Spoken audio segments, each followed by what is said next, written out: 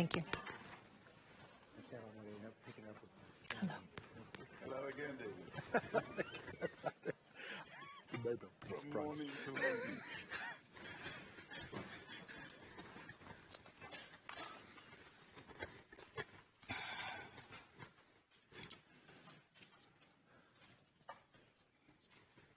Hello, everyone. I'd like to wish you a very warm welcome to Peace Through Strength, a plan for Ukraine. This is a special edition of Deutsche Welle's Conflict Zone here at the Munich Security Conference.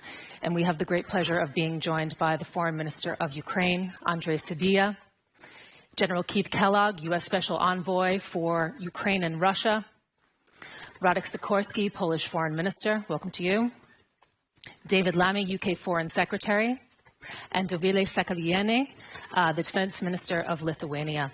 Thank you so much to all of you for joining us. I'd like to get right to it. We have a lot to discuss.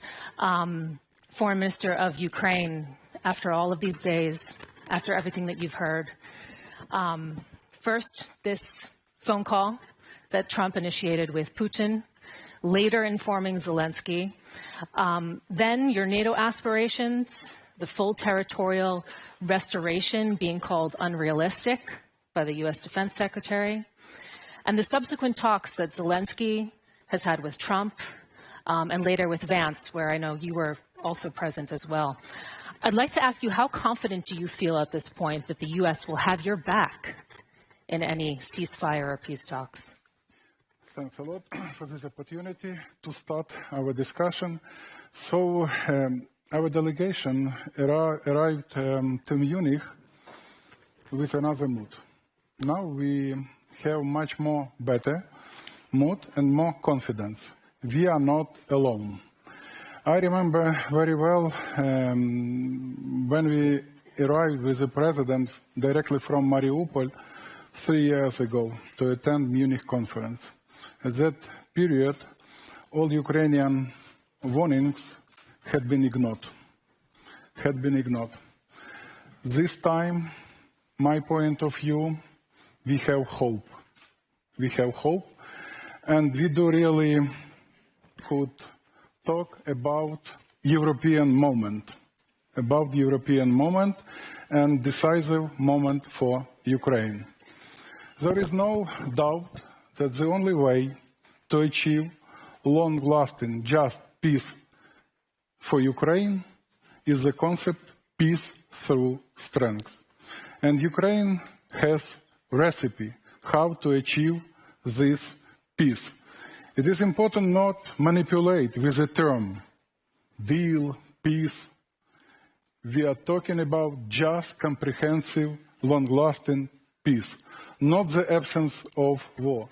We should not repeat the mistakes of Munich, which happened 87 years ago. And we will never accept this. No decisions without Ukraine. Nothing about Ukraine without Ukraine. And also nothing about Europe without Europe. It seems to me it's also a time for Europe to demonstrate strength. I have to say, you sound a bit more confident, actually, than what I heard from Zelensky this morning, who did not seem all that confident that it would indeed be. So many developments, so many news, but as I mentioned, we are in a much more better mood. Okay. We are returning back. I'd like to turn to General Kellogg now. You have just said in the past couple of hours that Europe won't even be at the table in any peace talks. Well, define at the table. How should it work? How should it work? How should it work if they're not there? Because Trump has said Europe needs to own this. Well, I think when you say Europe needs to own it and at the table, what I've defined as when I say my definition of at the table, when you're actually sitting down there, you don't. To me, that doesn't mean the interests are not taken part of it. They're not considered. They're not used. They're not developed. That means at the table. You have an ability have input. But when you've got those three, really two engaged partners with, you got Russia and you got Ukraine fighting right now, and President Trump coming in differently to basically be, for lack of a better term, however you want to use it in the English language, like an interlocutor or mediator. But he's going to think that he's going to do this alone is wrong. We've never said that. It's all a definition of terms. When you say, and I think this is where I would challenge anybody out there. When you look at it, we've always said, when we talk about America first, we say America first has never been America alone. We've never said that. We've never said we're an isolationist or it's an isolationist policy. When you look at what Donald Trump has done, and I challenge people, I said, this war's been going on for 3 years. 3 years. Okay? They're just 11. Well, 11 years, but we're yes. talking 3 years with the Russian engagement. When they engaged, when you look at that, this is what happened when you had a president of the United States said minimal intervention may be okay. Now, the definition of minimal intervention is considerably different than mine. But tell me here, in this audience, since you shouted it out, what did Russia do when President Trump was president of the United States? He did nothing. Nothing. He did it under President Bush. He did it under President Obama. He did it under President Biden. He didn't do anything under President Trump. And we've always worked that way because he leveled the playing field to do that.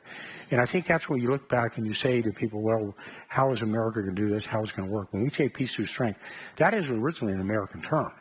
And he's looked at it the same way. And so we have had the model, President Trump's had the model, that once we come up with a peace arrangement, a peace deal, then we were going to work in making sure that that's enforceable. It's a good deal. It's a fair deal. Go back to what President Trump said in his UN General Assembly. And I'm going back on history because, remember what the famous poet said, George Santana said, if you forget a history, be prepared to repeat it. Well, we basically go back to the first UN General Assembly speech. President Trump talked about America first. That's all people remember. The second half of that speech was about national sovereignty. And he talked about the sovereignty of nations. And he said quite clearly in that, if a nation fights for its sovereignty, we will be with you. And he's done that. So this is where I said the challenge is, when you say things like that, you put it on the negative, and I put it on the positive. That's there. The last 3 years, or 2 years, the previous administration, the concern that President Trump has, when you look at what happened in Ukraine, he says, well, I want to, we stop the killing. And the level of killing, and we all know this, you're at World War II level of death. When you look at the destruction, let's use a city, somebody made the comment of Mariupol. When you came out of there, that's a city the size of Denver, Colorado. It's the size of Atlanta, Georgia. It's destroyed. When you look at the amount of death and destruction within Ukraine, so which is massive, the level of destruction in Ukraine it's 3 times the amount of death for the Ukrainians alone that Americans suffered in the Korean War and the Vietnam War combined over 11 years. So my take on this is if you think you can kill your way out of this war, you can't. Okay, it's not just killing alone. It's quite. You're going to have with a comprehensive plan, a plan that has worked with the allies, working together, but it's going to be a comprehensive plan. I know I went over my time, and I got you on that one. It's okay. I'd like to get the response from the Polish foreign minister. We heard this morning the NATO Secretary General basically say to Europe, stop complaining, make a plan. We understand that there will be a summit on Monday. Perhaps you can confirm that. What leverage do you have to get back in the game? What's your plan? Well, to convince President Putin to become more reasonable, we have to convince him that the price that he would have to pay would be unacceptable. This is a classic colonial war. They usually take a decade. Look at Vietnam, look at Algeria, look at Angola, Afghanistan. Shorter than that is a bonus. Russian economy is starting to suffer. If we convince him that we are not eager to go back to business as usual, that we can sustain it for longer than he, then he'll make a deal. So our plan should be to stay the course, to continue supporting Ukraine and to support Ukraine in its defense for as long as Ukraine is willing to defend itself. Stay the course without the Americans, or? We made that clear in our announcement. Because they don't seem as if they're in it for the long haul. Perhaps I'm misunderstanding the general, but. Well, I agree with the general that if it could be ended quickly, of course. Everybody wants peace. You know, Putin wants peace, but on his terms. The question is, how do you get to a deal that everybody can live with? And if it can be done faster, great. But in my mind, to get to it faster, you should prepare for the medium term. The first time I will disagree with Radek. Putin doesn't want peace. He wants war, because for him, war also is an instrument to control his society, to control his country and regions. If we are speaking about true reasons why he wants war. But if you capitulated, he would have peace, right? So he would prefer not to pay the price. I'd like to turn to the UK Foreign Secretary. I mean, the UK always likes to say that you have this special relationship with the United States, and through that lens, I'd like to ask you what your plan is right now. Follow Trump, try and build a bridge between the US and the EU, present your own plan? Let's step back for a moment. It was the US and the UK that 3 years ago presented the global community, because of our shared intelligence capability, with a fact that many in Europe said couldn't happen, wouldn't happen, that Putin was about to invade Ukraine. And I was in Ukraine the month before that invasion, and I remember looking at all the faces of those young men and women in Kyiv who had lost their lives, because this story begins back in 2014.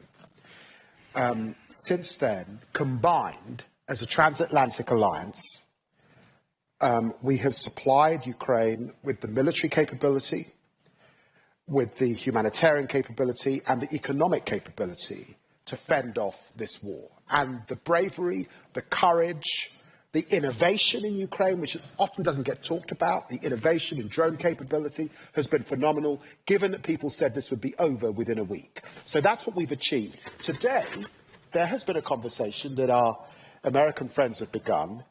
It's talk about talks. There is no negotiated settlement. We know, our assessment is certainly, that Putin has showed no desire to negotiate other than to see a capitulation from our Ukrainian friend, which is something we cannot tolerate. And neither can our American friends tolerate that, because it would send a message to others, let's say Maduro, that, yeah, invade Venezuela, to try to have your imperial ambitions. And so we have to stand up to Putin. We know that. The truth is, in that negotiation, the question is on what terms, one, and two, what are the security guarantees that ensure that Putin does not come back for more, so that we have an enduring peace? And what we know, and it's a bitter pill, was that Minsk didn't work. He breached the OSCE monitoring exercise 20 times. It didn't work. So something's got to be in its place this time that works, and that's why we believe an irreversible pathway to NATO is important to keep on the table. Minister Sakaliene, how do you see the first steps to providing Ukraine the security guarantees that it needs, and that would also make you feel comfortable? I mean, Lithuania, everybody talks about how you are also in Putin's eyes quite closely. Well, first Are of we all, talking about a European army going forward? What would you like to see in the short term, the medium term, the long term? Because Zelensky mentioned a European force this morning. I think that we are not starting from the most important moment. It's military muscle of Europe. You cannot guarantee security to anyone if you are not strong enough. And therefore, we have all been shaken a bit, I'd say, over the course of past 4 days. I came from Brussels to Munich, and in Brussels I saw a very interesting change in the room full of my colleagues in the course of 24 hours, when from this illusion that the United States are going to defend Europe, we came to a realization that we are going to defend ourselves with the help of the United States. And that's a bit different formula.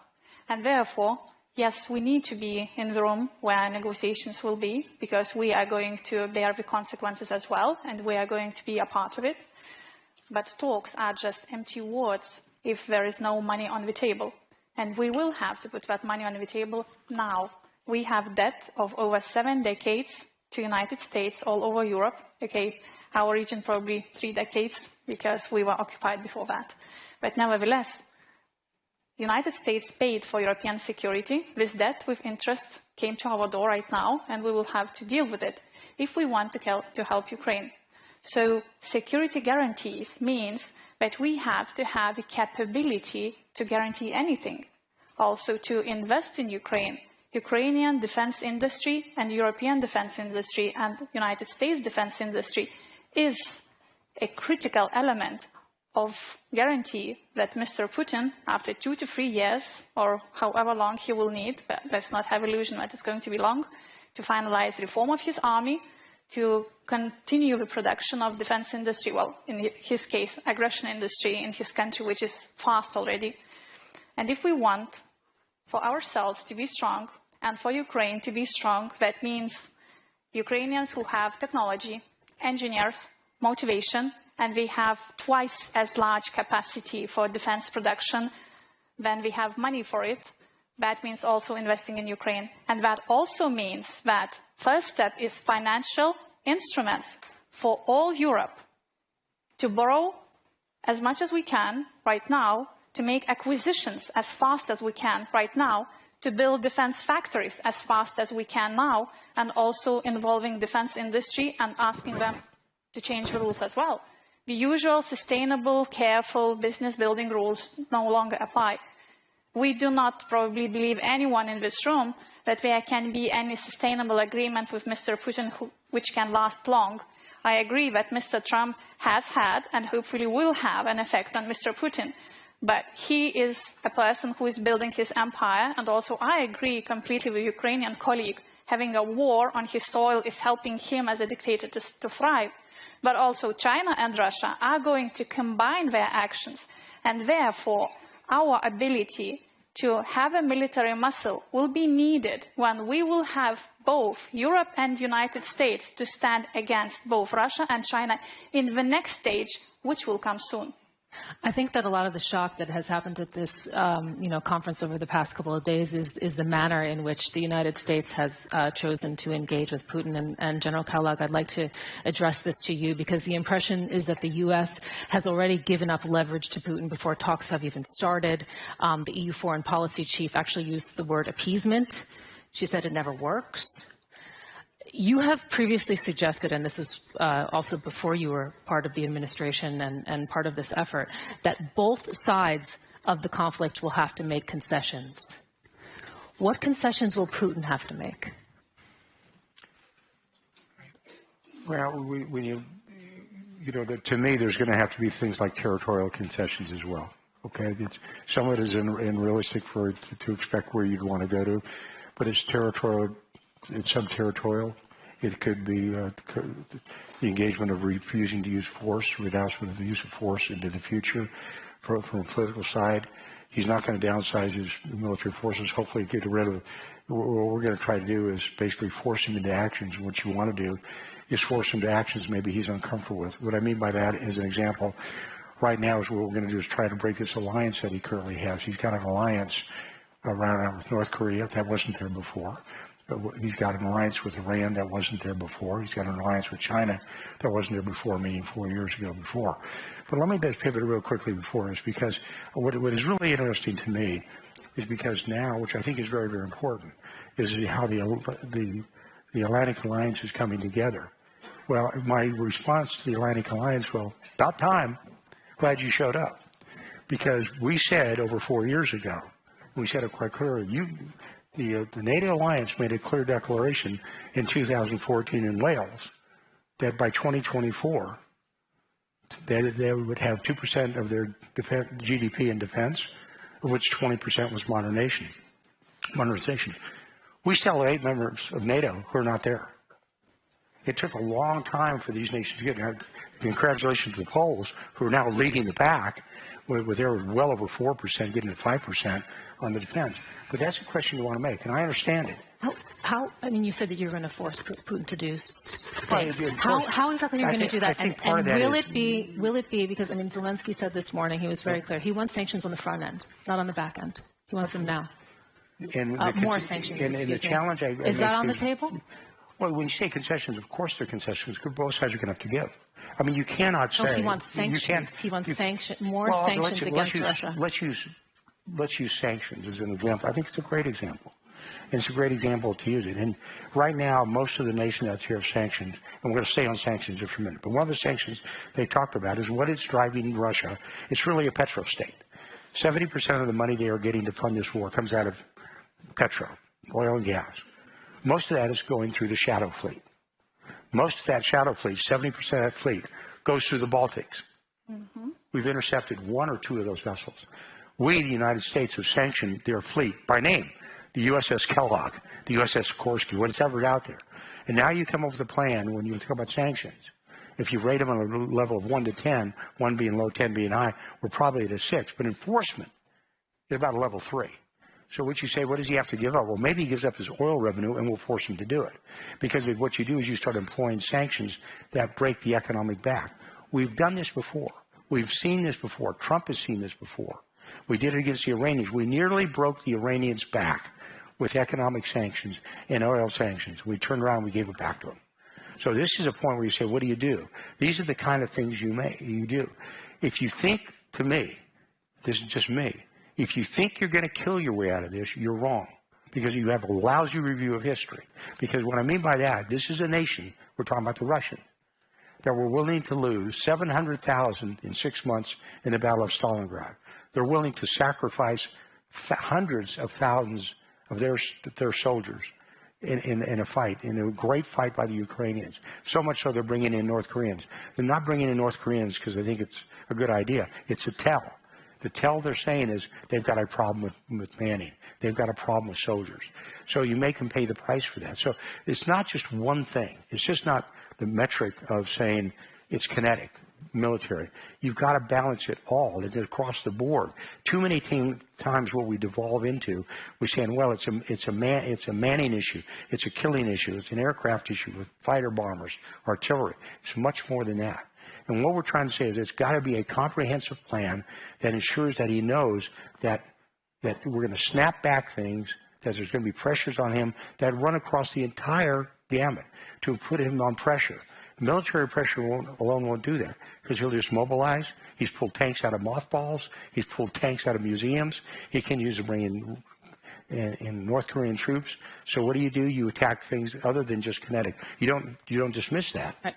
But you attack other places as well. Minister Sikorsky, I'd like to ask for your response to that, and also if you can give us a little bit more of a sense of what's happening on the EU level and the conversations that are happening right now that you're taking part in. Because, Zelensky saying that in addition to security guarantees from the United States, at least 200,000 European peacekeepers would be needed to prevent a new Russian attack after any ceasefire. You're the driving force, of course, behind EU discussions on joint financing of defense. You also hold the rotating EU presidency until June. Do you have the feeling right now, because, there's always been this conversation about a common EU defense. Is this the moment right now for the EU? Is this the moment where that's happened? Is the will there from your partners, especially Germany and France? We've been talking about European defense for decades. There was even a treaty in the 1950s. There were announcements made at the time of the Yugoslav war. Then there were the battle groups. We are now organizing a rapid reaction force, a brigade-size force. We've appointed a EU commissioner for defense and space.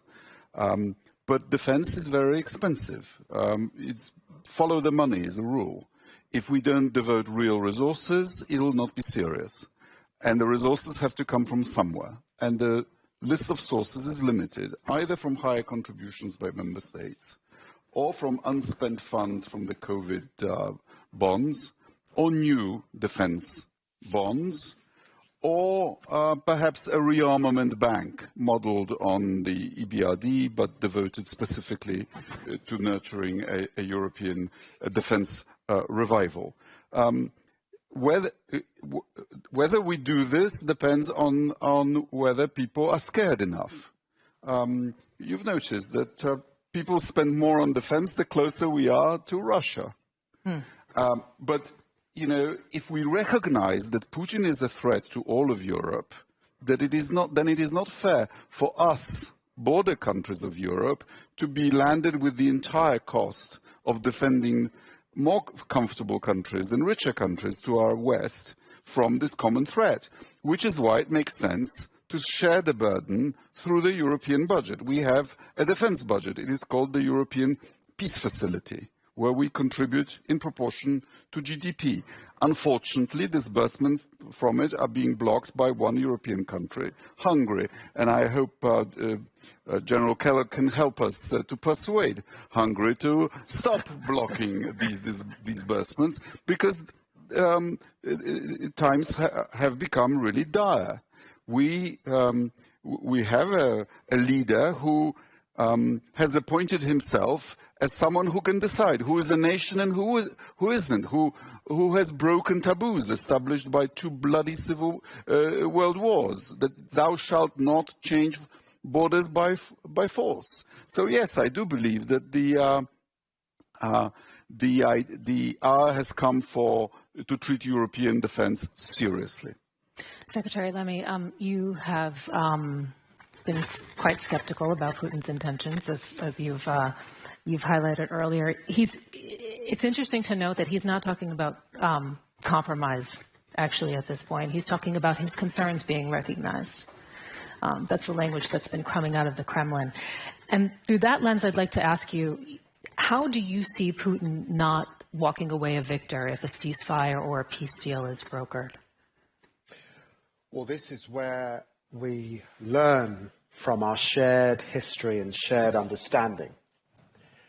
It was an American diplomat, George Kennan, who wrote a long telegram back to the United States that begun the foreign policy of containment of Russia.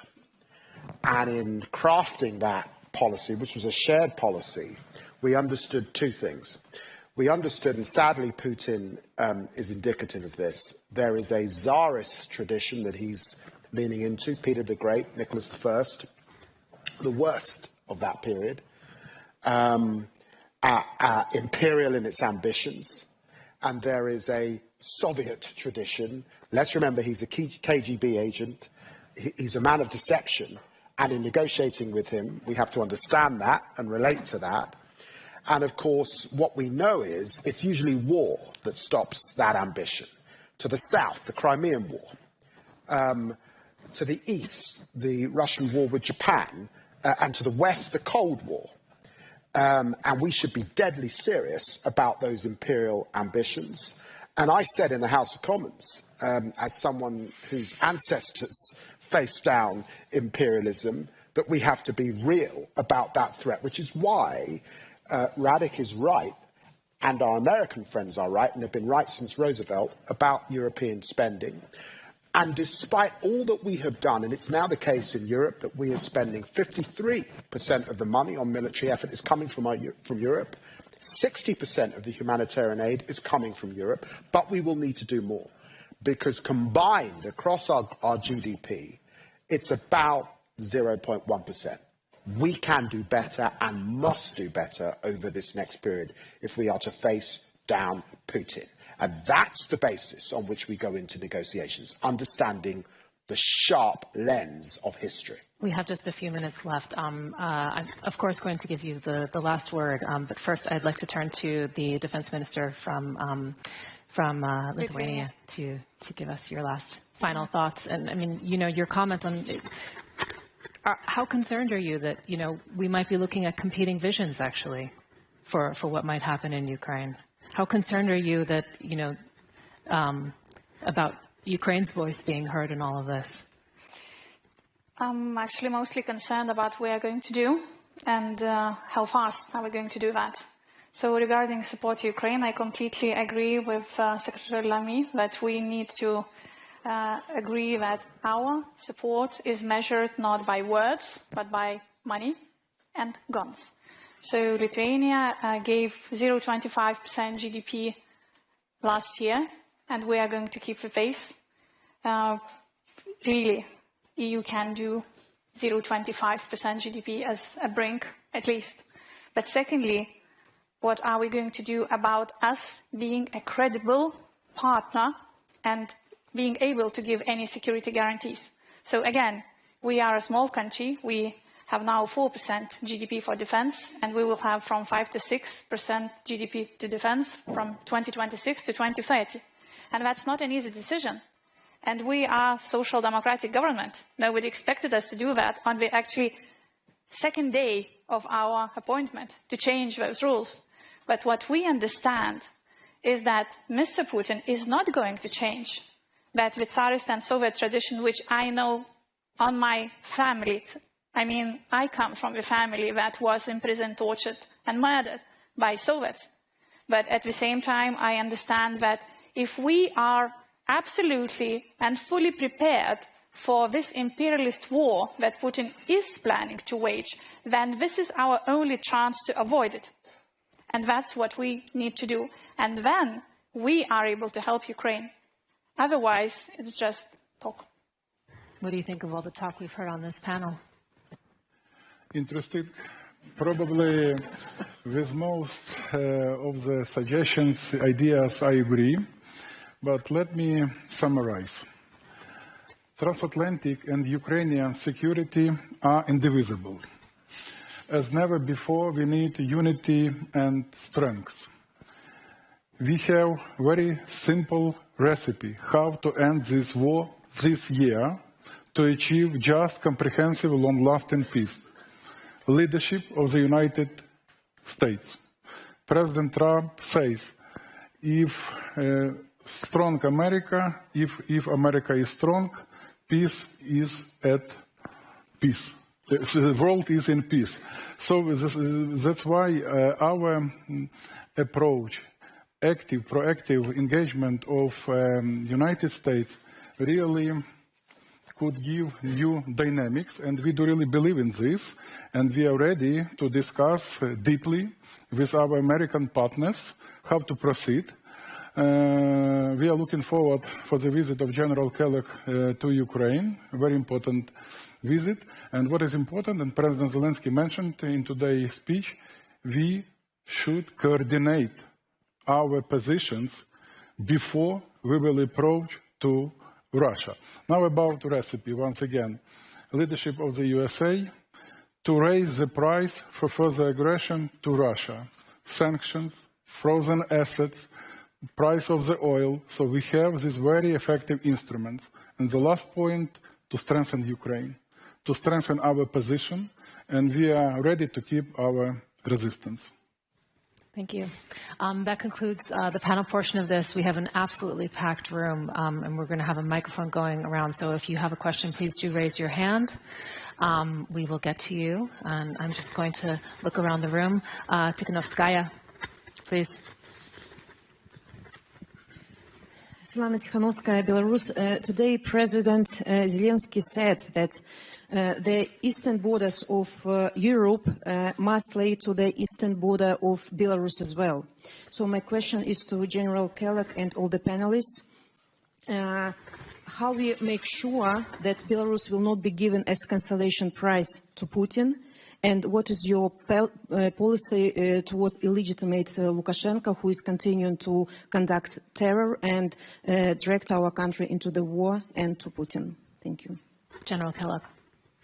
Let me sure I got the question right. How do we prevent further escalation? Cuts down to the right. Will Belarus be used in this as a pawn in a geopolitical game? Well, they already are. As a bargaining chip. Well, they already are. Belarus has already been used as a pawn. I mean, when you look at it, it's some of the attacks basically emanated, and unfortunately there was a lot of resistance within Belarus, and it's a weak partner, but it's still a partner.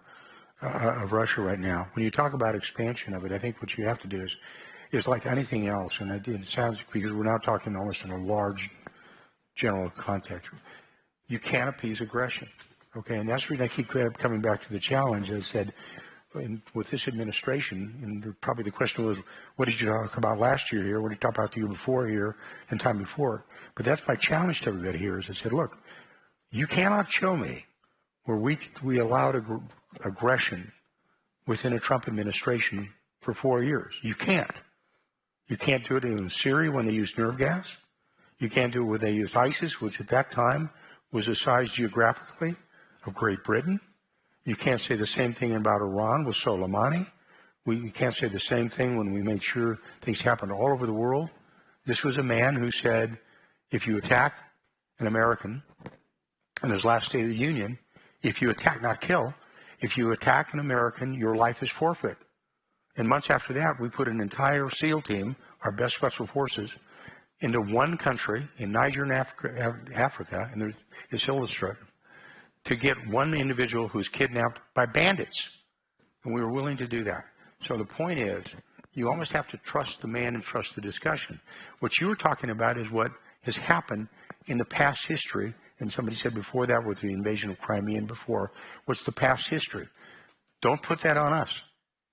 Okay, this kind of goes back on you, on the European environment. But we have a track record, the Trump administration, of 4 years of what's happening. We've been in power, the president has been in power for 25 days. 25 days. But we made very clear that this war must come to an end. That is not what you heard from the last administration. You know, to me, the last administration said, and I know I'm veering away from a little bit what you asked, but as long as it takes, as much as it takes, that's a bumper sticker. That's not a strategy. At least come up with a strategy to do that. And I see Senator Wicker in the audience, who runs our great Senate Armed Services Committee, and he knows, because when I went to Ukraine last time, I went in front of his committee and I explained, this is the way you have to do it. And the explanation I gave to him was that was peace through strength. When will we know what the Trump plan is? Well, What's the time frame? For 25 days, I mean, maybe if you give us within 30 days, we might. Well, he's already called Putin. Yeah, he's called Putin. So. Well, that's pretty good considering that Biden didn't call Putin for 3 years. Okay, and the fact of the matter, the way you like it or not, you have to talk to adversaries and friends as well. You know, when you think about it, it was. I had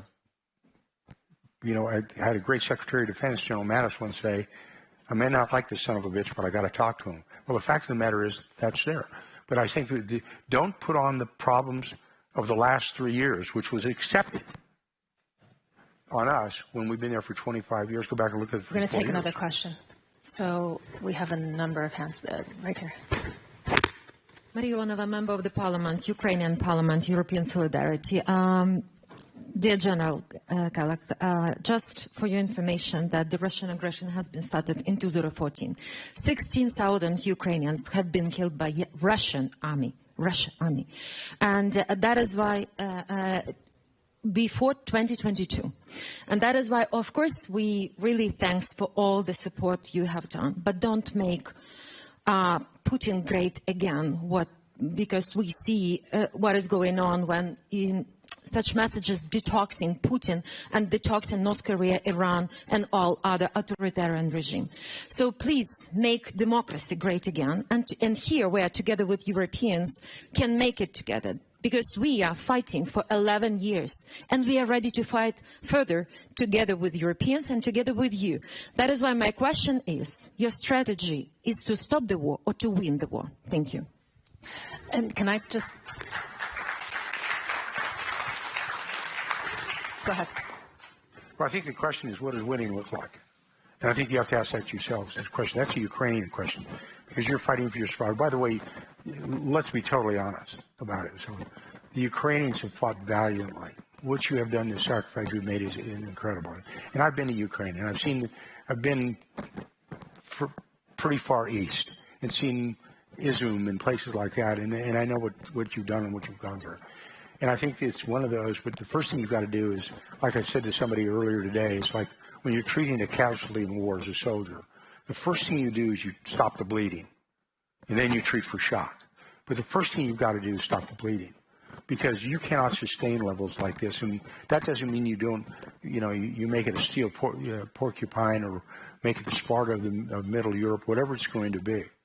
And that should be well thought through. But I think part of the question is, if you keep fighting, or do you want to set, this is it for the long term, we want to do it. I remember going back to Konrad Adenauer, who was the first chancellor of Germany. He wanted to unify Germany. Without question he did. But he looked over the long term, and he said, maybe this is what we look like. When you look at the Baltic states, which were subjugated by the Soviet Union after World War II, the United States never recognized that. It was called the Wells Doctrine. And we said, you can occupy the land, but we as the United States, we do not acknowledge the fact that this is your territory at all. So this is one of those when saying, okay, this is part of the process. We have to figure out, what does it look like? If you're thinking about victory in World War II terms, of signing a peace treaty on the deck of the USS Missouri in Tokyo Harbor, that is probably not going to happen. But you have to look at it a little bit differently and for the long term.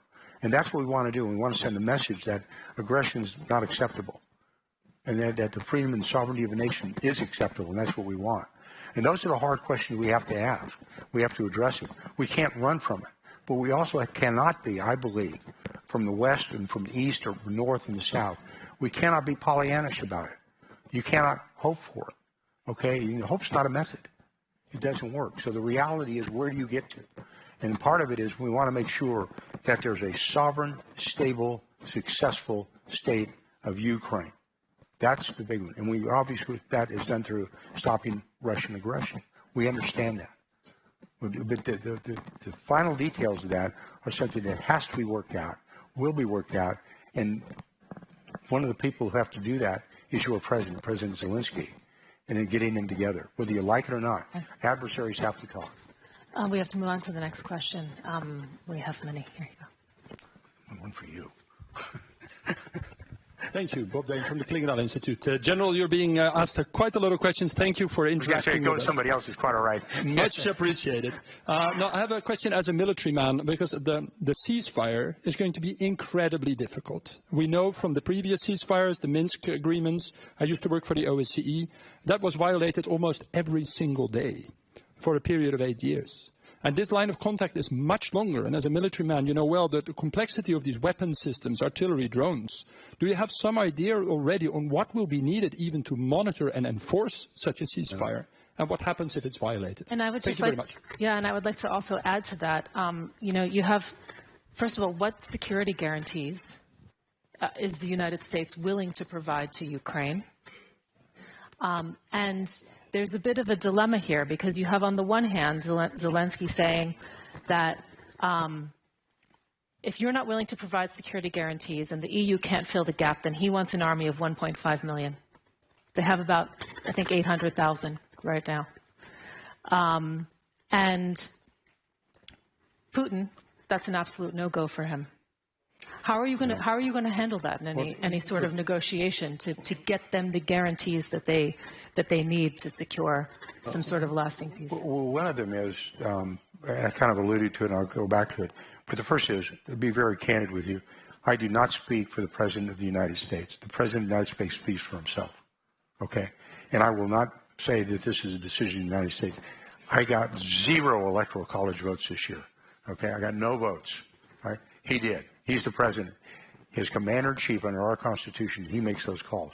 He'll make those calls. We as advisors make recommendations. And so when I say this is what they'll be, I don't know what they'll be, because that's his call, not my call. When it comes to violations, that's what I made to earlier, is this is when I say you have to take a measure. And historically, if you do it, you're good. How do you respond to a violation or a ceasefire?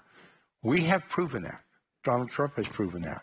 That's where he made that comment about it's using SEAL Team 6 for one American farmer that was captured and taken prisoner in Niger, and we sent an entire Special Operations SEAL team from Dam Neck, Virginia, all the way into Africa and respond. That's why we responded on a nerve gas attack against Assad by putting 71 Tomahawk land attack missiles in there. The response is immediate, it's violent, it's overwhelming. That's how you respond to ceasefires. You don't respond to ceasefires by going, gee, that's okay, okay? And the measure of the man, and I've seen it happen in 4 years, is a willingness the willingness to use force, because that's a key part of deterrence.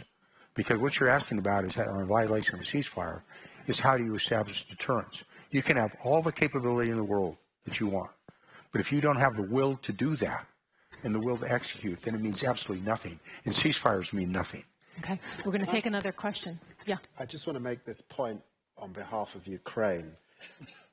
We have a shared responsibility because it was us as allies that encouraged Ukraine to give up their nuclear weapons, and I know that there is a discussion in Ukraine that had they not done that, they would not be in this situation.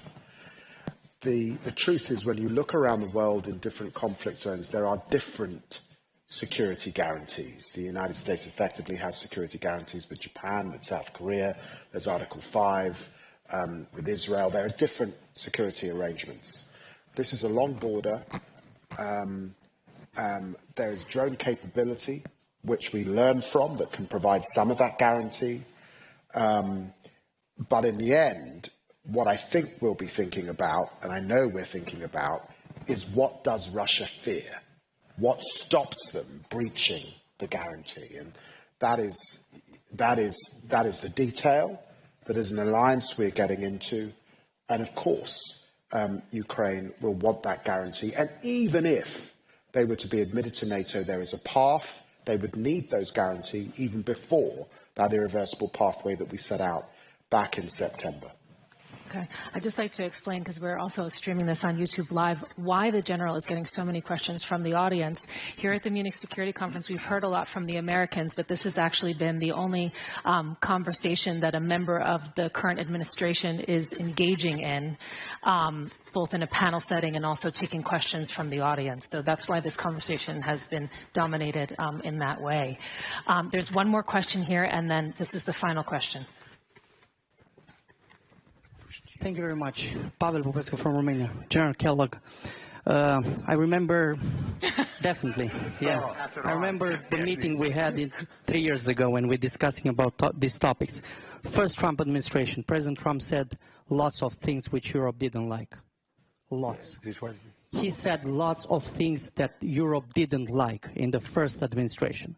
And he was right. We like it or not, he was right a lot about a lot of things we had to do right. We have to acknowledge that. Second Trump administration, we leave it now. We see the same style, we see the same type of requests, but we see something that we've seen these days here. It's an elephant in the room. We see parallel with the same request like in the first Trump administration, some direct and non-direct signs in supporting right extreme parties in Europe, which, by the way, are voting in our parliaments against the defense spending. In my country, the presidential candidate, and I was the head of the National Security and Defense Committee, voting for the $6.5 billion spend of F-35s to defend my country first, and because of our strategic partnership. In my country, a candidate spoke against that contract, addressing people that this is a very bad thing to spend money on F-35s for our defense. My question is, how will you deal with this kind of narrative while you will try to convince Europe? And I agree, we should be convinced we should do more about that. And I'm a big fan of that. But how will you address this challenge while supporting the voices which got the vote because they don't want to spend money on defense? Well, Thank you very much. I think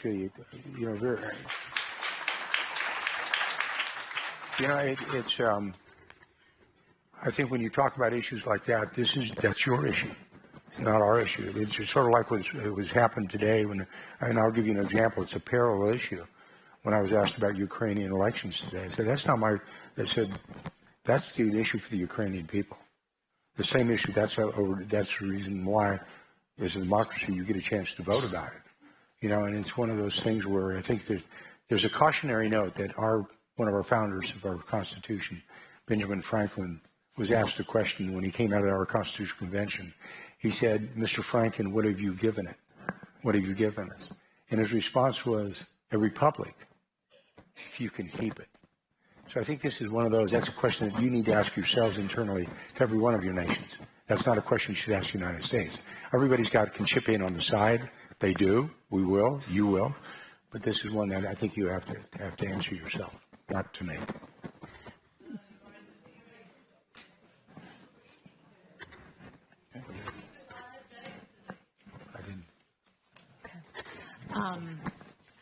Minister Sevilla, I would like to ask you to have the final word, to bring it all together for us. What are the next steps for Ukraine? You know, this morning when we heard from Zelensky, he said that he was essentially available for a meeting with Trump. He was asking for it emphatically. What comes next in the next days and months for you? So first, I would like to confirm that David has a right to speak on behalf of Ukraine, definitely. And you deserve this right. So once again, unity and strength. We do really have a chance to end this war this year by demonstrating strength, by implementing concept which was also announced by President Trump, peace through strength. We have clear understanding how we could proceed with this. We need support of the United States. We need to coordinate our efforts. And probably to predict, to prevent such a situation when we were not aware about something about us. Nothing about Ukraine without Ukraine. We will never accept any initiative which was elaborated without us. We could not expect easy How would your non-acceptance look? We know how to resist. You see, we prove this at the battlefield also. So we do really believe that we could get new dynamics in our peace efforts. And we are ready for this. Okay, thank you so much, everyone, for joining us for Peace Through Strength, a plan for Ukraine. This has been a conflict zone from the Munich Security Conference. Thank you so much for your time. Thank you so much, Foreign Minister. My pleasure. Yeah, really a pleasure to speak with you. And I look forward